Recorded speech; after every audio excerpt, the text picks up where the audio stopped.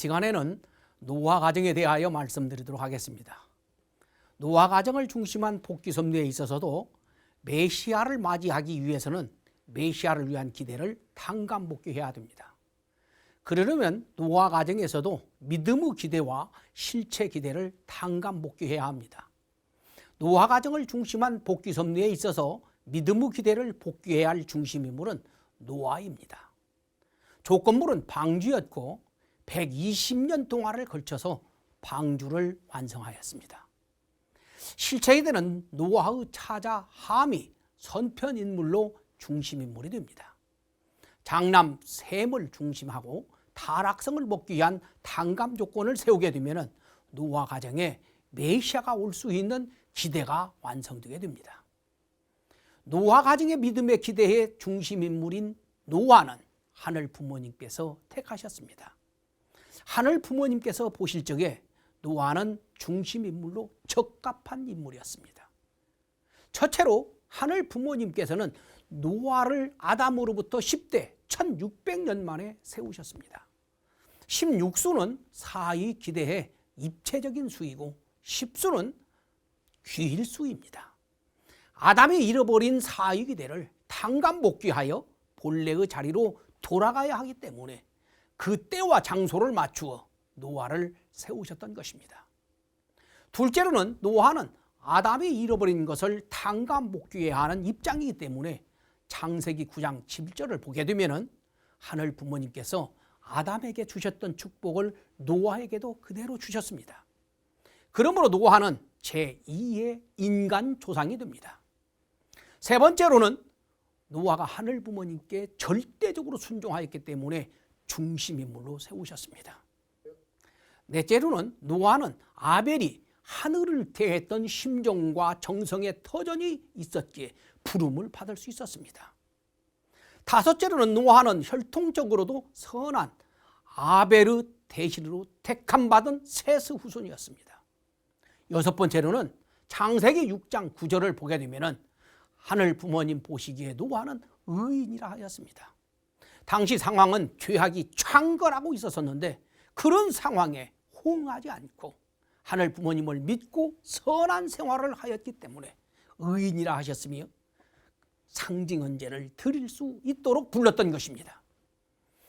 하늘 부모님께서는 노아에게 방주를 3층으로 지으라 명하셨습니다. 그것은 인간이 이 3단계 성장 기간을 완성했어야 하는데 타락함으로 말미암아 3단계를 완성하지 못하고 천주를 잃어버렸습니다. 그래서 그 천주를 상징적으로 탕감복귀하기 위한 조건물로 방주를 3층으로 지으라 하셨던 것입니다. 방주에는 노아의 8 식구가 들어갔습니다. 그것은 아담 가정에서 아담과 가인과 아벨과 셋, 그리고 그의 부인들을 상징하는 8 식구를 탕감복귀하기 위함이었던 것입니다. 또 방주는 노아가 지었기에 방주의 주인은 노아입니다. 그래서 노아는 하늘 부모님을 상징하고 노아의 온 가족은 전 인류를 상징하기도 합니다. 그리고 방주에는 동물들을 데리고 같이 들어갔는데 이는 만물 세계를 상징하기도 합니다. 그래서 방주는 아담이 잃어버린 천주를 축소한 신천주라 할 수가 있는 것입니다. 아담부터 노아까지 1600년은 상징적인 역사입니다. 그래서 1년이 100년일 수도 있고요, 1년이 1000년일 수도 있습니다. 성서 고고학자들에 의하면 노아부부터는 역사 편차가 별로 크지 않다고 합니다. 그래서 노아의 방주 사건은 역사에 실제로 있었던 사건이라는 근거가 나오고 있습니다. 터키 동북부에 가면 예로부터 노아의 산이 있는데 그 정상에는 노아의 방주가 안착한 것으로 주장되는 모습이 있어서 실제 사건으로 증명되기도 하고 있습니다. 노아가 방주를 완성한 후에 하늘 부모님께서는 홍수 심판을 40일 동안 하셨습니다. 하늘 부모님께서는 왜 홍수 심판을 하셨을까요? 그것은 사탄이 상대하는 인류를 멸해버리고 하늘 부모님만이 상대할 수 있는 대상을 세워서 섭리하시기 위함이었던 것입니다. 그런데 하늘 부모님께서 홍수 심판을 하실 수 있었던 것은 노아가 하늘 부모님을 절대적으로 믿고 순종함으로 사탄이 참소할 조건이 전혀 없었기 때문에 가능했던 것입니다. 다음으로 홍수 심판을 40일로 정하신 이유에 대하여 알아보도록 하겠습니다. 이 10수는 수리적으로 귀일수입니다. 노아는 아담 이후 10대 만에 찾아졌고, 노아는 아담이 타락으로 이루지 못한 사후기대를 탕감복귀해야 하는 인물이었습니다. 그래서 아담으로부터 노아까지 10대에 있어서 각 태에서 사수를 탕감복귀하는 수가 40수였던 것입니다. 그러므로 40수는 아담으로부터 노아까지의 전 역사를 하늘 부모님께로 재귀일시키는 의미를 가지고 있기 때문에 40일 홍수 심판을 하셨던 것입니다. 또 원리적으로 이 40수는 큰 의미를 가지고 있습니다. 인간의 성장기간 이 3단계를 다시 각 단계를 3단계로 나누게 되면 이 9단계가 되고, 창조 목적을 완성한 단계까지 나가게 되면 10단계가 됩니다. 그 10단계마다 각각 사유기대를 완성하면 40수가 됩니다. 그래서 40수는 창조 목적 완성수가 되는 것입니다. 그런데 아담은 타락하여 이 40수를 잃어버린 것입니다. 그래서 노아는 이 40수를 탕감복귀해야 했던 것입니다. 그런데 당시의 인간들이 음란으로 이 40수 탕감 기간이 사탄의 침범을 당하고 있었기 때문에 하늘 부모님께서는 노아의 방주를 중심하고 40일 홍수 심판을 하여서 믿음의 기대를 복귀하는 섭리를 하시게 된 것입니다. 이처럼 노아 때의 40수를 통하여 사탄을 분립하는 섭리를 하심으로 말미암아 홍수 심판 이후로 40수는 사탄 분립수가 되어서 계속 역사에 40수가 나오게 된 것입니다. 또한 하늘 부모님의 창조 목적을 복귀하기 위해서는 이 40수가 복귀되어야 하기에 성서에 이 40수가 계속 반복되어서 나왔던 것입니다. 다음으로는 까마귀와 비둘기를 통한 섭리에 대하여 알아보도록 하겠습니다. 홍수 심판이 끝나고 방주에서 나오기 전에 노아가 까마귀와 비둘기를 내보냈다라는 기록이 나옵니다. 성서에서는 물이 빠졌는가를 알아보기 위함이다라고 하였지만은, 만일에 그렇다고 한다면 까마귀를 내보낸 창문으로 직접 보면 되었을 것이고, 방주로 들어갔던 문을 통하여 볼 수도 있었을 것입니다. 까마귀와 비둘기의 사건은 하늘 부모님께서 장차 이루어질 섭리를 예시해 주신 것이었습니다. 아모스 3장 7절을 보면은 여호와께서는 자기의 비밀을 그 종 선지자들에게 보이지 아니하고서는 결코 행하심이 없으시니라 라고 말씀하셨습니다. 40일 홍수 심판 이후는 마치 천지를 창조한 이후와 같은 상황이 되었습니다. 그래서 까마귀와 비둘기를 통한 섭리는 천지 창조를 완료한 그 이후 전 역사를 상징적으로 예시한 내용이 된다라고 볼 수가 있는 것입니다. 먼저 까마귀를 내보냈는데요, 까마귀가 물이 빠질 때까지 왔다 갔다 했다고 했습니다. 까마귀는 사탄을 상징합니다. 하늘 부모님께서 천지를 창조한 후에 천사당이 아담 헤아를 타락시키기 위하여 왕래한 것과 같은 그런 입장에서 홍수 심판이 끝난 후 사탄이 노아 가정을 침범할 조건이 없는가를 엿보고 있었다고 하는 것을 표시한 것이 되는 것입니다. 노아는 방주에서 비둘기를 3번 내보냈다고 했는데, 이것은 하늘 부모님께서 장차 이루어질 섭리를 예시해 주신 내용이라 볼 수가 있는 것입니다. 창세기 8장 9절을 보게 되면 40일 심판 기간이 지난 후에 첫 번째 비둘기를 내보냈는데, 이 비둘기는 물 위를 왕래하다가 발붙일 곳이 없어서 다시 방주로 돌아가니까 노아가 받아들였다라고 하였습니다. 마태복음 3장 16절을 보게 되면 예수님을 비둘기로 말씀하셨습니다.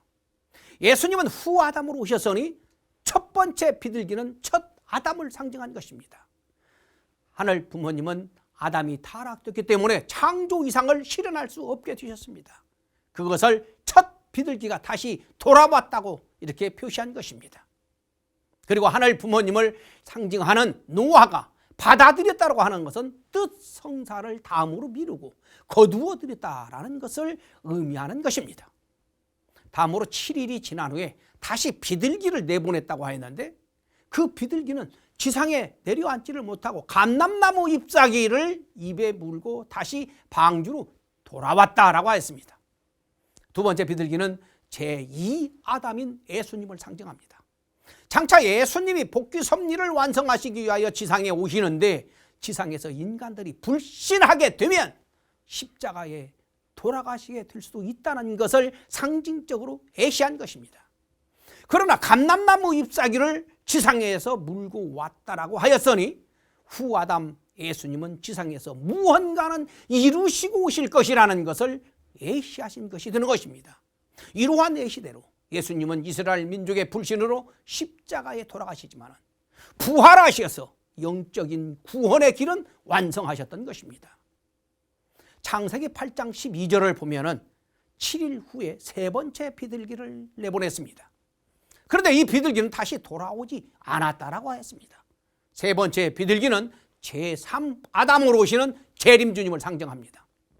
세 번째 비둘기는 돌아오지 않았다라고 하는 것은 재림주님은 지상에서 하늘 부모님의 창조 이상을 반드시 실현한다라는 것을 예시하고 있는 것입니다. 노아는 3차 비둘기가 돌아오지 않자 땅으로 내려와서 신천지를 맞이하였습니다.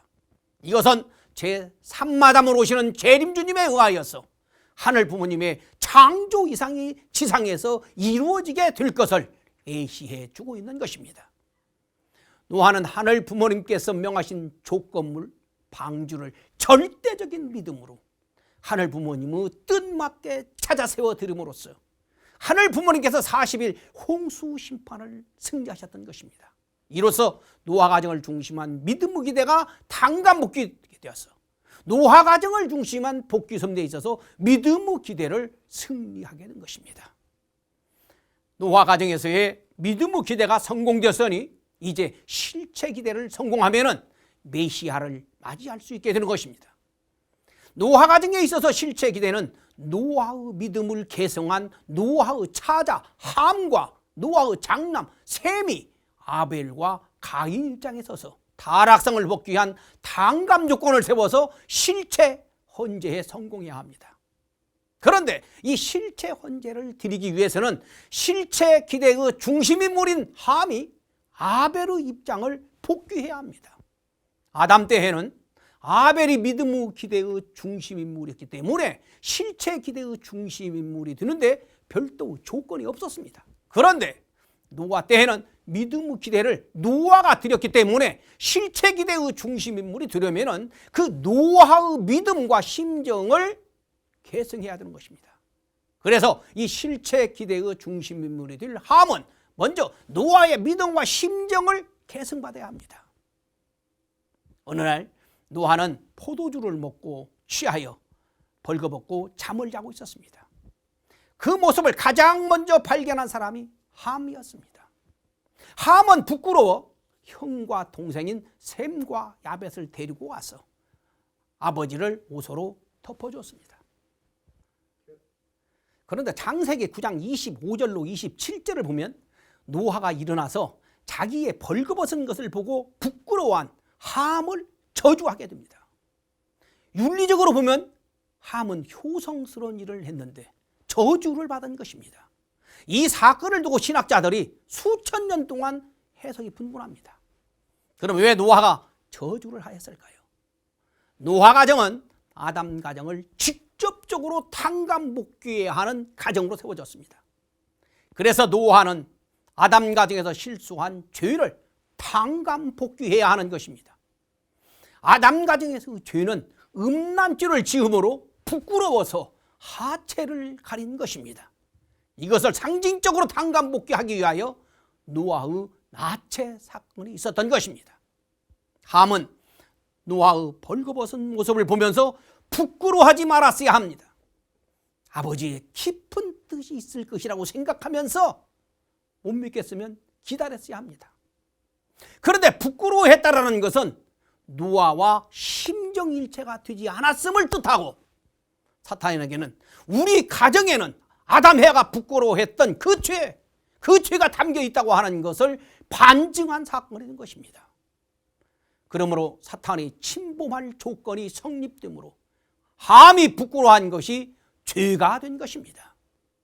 그래서 함은 저주를 당하고 실체 기대의 중심물이 되기 위한 노아의 믿음과 심정을 계승도 못하고 실체 기대는 나의 시작도 못한 것입니다.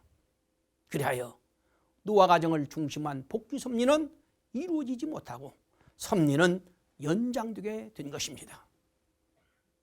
다음으로 노아 가정에서 보여준 교훈을 알아보도록 하겠습니다. 하늘 부모님의 뜻은 절대적으로 애정하시기 때문에 노아를 다시 찾아서 섭리해 가셨습니다. 그러나 인간에 대한 애정은 상대적이기 때문에 노아 가정이 실수함으로 아브라함 가정을 다시 세워서 섭리하시게 됩니다. 그리고 인간 책임 분담에 대해서는 하늘 부모님께서 직접 간섭하지 못하십니다. 함이 아버지와 나체를 보고 부끄러워할 적에 하늘 부모님은 그에 대하여 간섭하지 않으셨습니다. 그것은 함의 책임 분담이었기 때문입니다. 노아 가정에 있어서 이 교훈 중에 가장 중요한 것은 노아의 절대적인 믿음을 우리는 잊지 말고 배워야 하는 것입니다. 노아는 120년 동안이나 방주를 지었을 적에 엄청난 비난과 조소가 있었을 것입니다. 믿을 수 없는 상황과 환경 가운데서도 하늘 부모님에 대한 절대 신앙으로 다 참고 견디고 이기면서 방주를 노아가 완성했던 참으로 위대한 신앙을 우리에게 보여줬습니다. 우리는 노아로부터 그 위대한 믿음을 본받아야 하겠습니다. 그리고 함의 실수를 우리는 기억해야 합니다. 함은 위대하신 아버지를 인간적으로 판단한 것입니다. 자기중심적으로 판단하여 엄청난 실수를 저질렀습니다. 성급하게 판단하고 행동함으로 말미암아서 섭리적인 실수를 저지른 것입니다. 그래서 하늘 가는 길은 항상 온유하고 겸손하며 인내하는 자세가 중요합니다. 노아 가정에서 가장 아쉬운 부분이 이 자녀 교육과 가정 교육입니다. 섭리의 중심 인물들 중에 부인의 이름이 없는 사람은 아마도 노아 부인뿐일 것입니다. 아마도 노아의 부인은 노아를 돕지 않았을 것입니다. 그리고 함의 실수를 놓고 볼 적에 자녀 교육에도 소홀했을 것으로 보이는 것입니다. 노아 개인의 신앙은 참으로 위대하여 믿음의 조상이 되었지만은 정작 가정교육, 자녀 교육에는 아쉬움이 있다고 하는 것입니다. 결국 노아 가정은 자식들의 실수로 말미암아서 뜻이 이루어지지 못하고 연장된 것입니다. 우리는 이를 기억하면서 나 개인의 신앙은 노아처럼 절대적이어야 하겠고 또한 가정 전체가 절대 신앙을 할 수 있도록 가정을 이끌어가는 것이 참으로 중요하다는 것을 우리는 기억해야 되겠습니다.